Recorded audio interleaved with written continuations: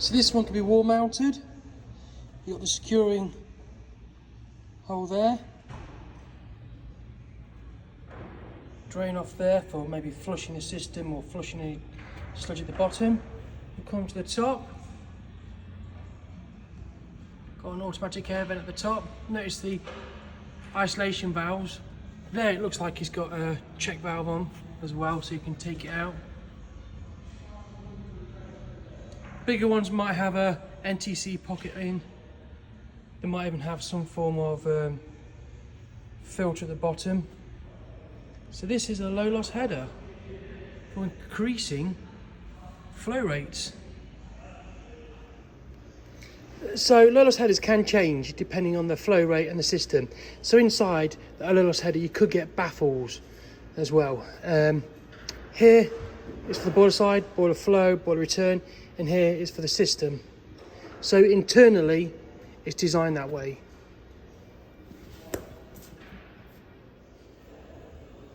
So, going slightly off topic now, that's a low loss header, which is great for increasing flow rates. You know, you might have a boiler, say 15 kilowatts, and it's got to distribute that heat to quite a large system. And that's good, it will increase flow rates. You can put additional pumps on the side exits. Look, what I'm going to show you now is a plate to plate. And that's good if you fit a new boiler onto an old system. The boiler will heat the plate to plate up, and on the other side, will be the dirty heating system. So really a plate to plate, what that does is it protects the new boiler from an old dirty heating system. So it's good for places like schools. And this same process can be used for plate charging hot water. Just to add, this plate to plate is quite a bad design because it can't be dismantled. Usually plate to plates are good if you can dismantle the plate sections and wash them and clean them, but this one can't. This plate to plate came from a school. So you have sections like so.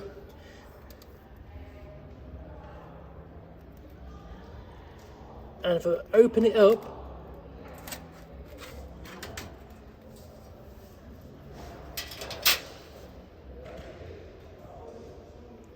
it's sealed together using the silicone glue.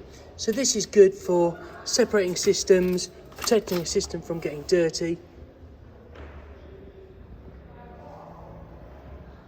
So here we have a low loss header.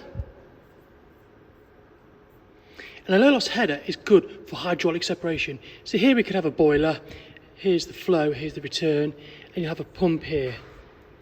The pump will be on the return just to fight any resistance going through the heat exchanger. So hydraulic separation. So how does it work? Why do we have it? So let's take, for example, the flow rate there is 10 litres. In here it's 15 litres. So that's 5 litres short. So what you could do is with the low loss header, in this neutral point here, you could borrow 5 litres.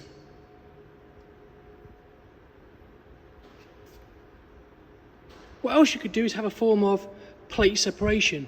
So this is good because all the boiler's got to do is modulate around that little circuit, and then you'll have another pump here. So it's getting the increased flow rate. So another scenario this could be good for, slightly different appliance to a low loss header.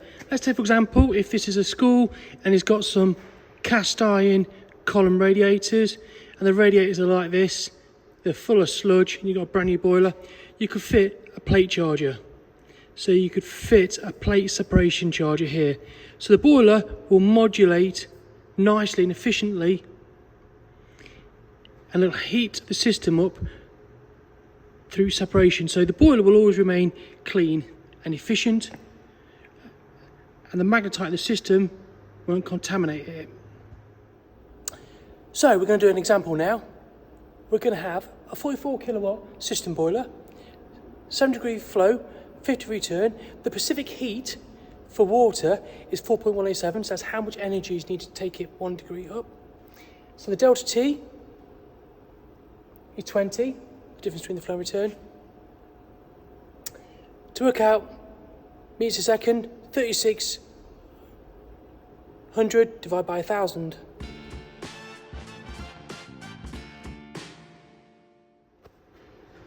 44 kilowatts times 3600 divided by 1000, Pacific heat times the delta T equals 1.89 meters a second. Here's the formula.